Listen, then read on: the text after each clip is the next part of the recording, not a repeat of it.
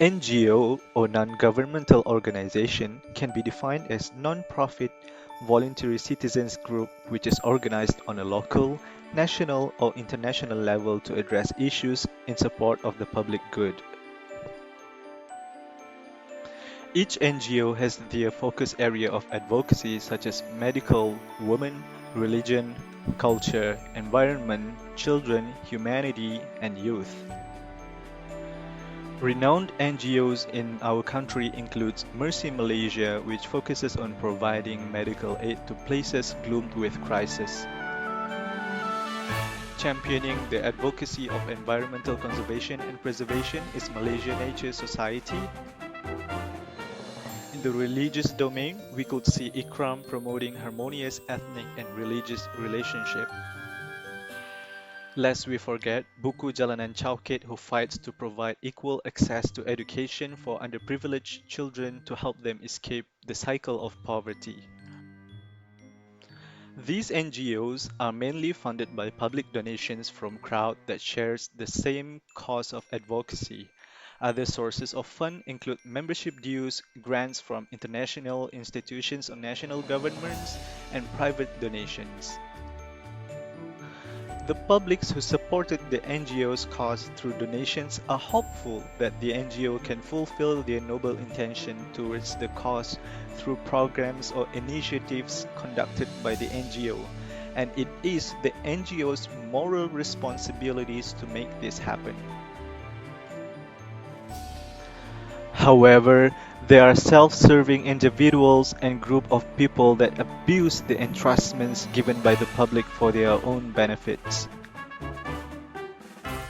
In recent times, the public awareness on NGOs' accountability and integrity has risen in light of the increasing revelation of corruption activities looming in government services. The public started to realize that NGOs are equally accountable as their governmental organizations' counterpart despite the noble cause branding that NGOs carry. Now, we will examine several modus operandi practiced by deceitful NGOs to con out money from public funds. Bank Negara Malaysia had set the regulation to allow 30% of NGO collections to be used for administrative costs, including the salary of the founder or chairman of the group. This means some NGOs are used as a cash cow for certain irresponsible quarters.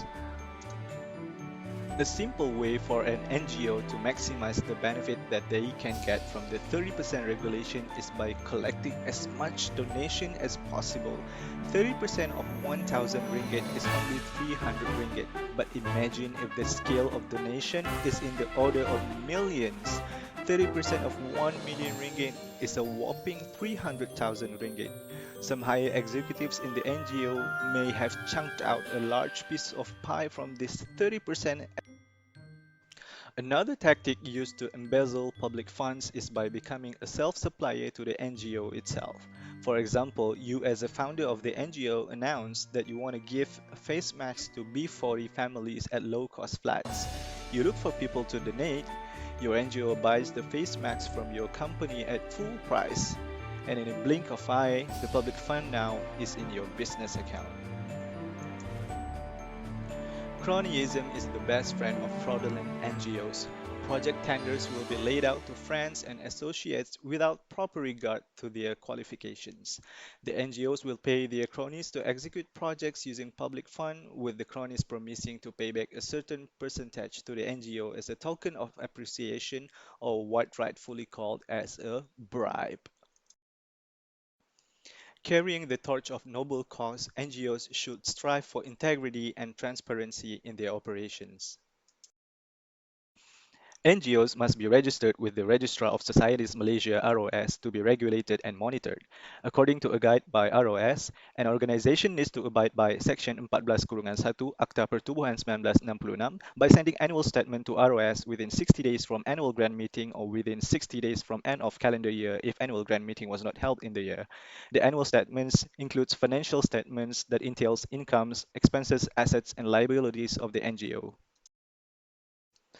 NGOs also should make every effort to reduce their operational costs from the allowable 30% limit.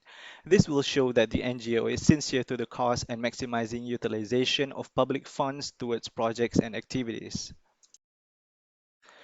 In conclusion, NGO is an efficient platform for public to advocate on their cause of concern. Let's not taint this noble purpose with corruption and dishonesty.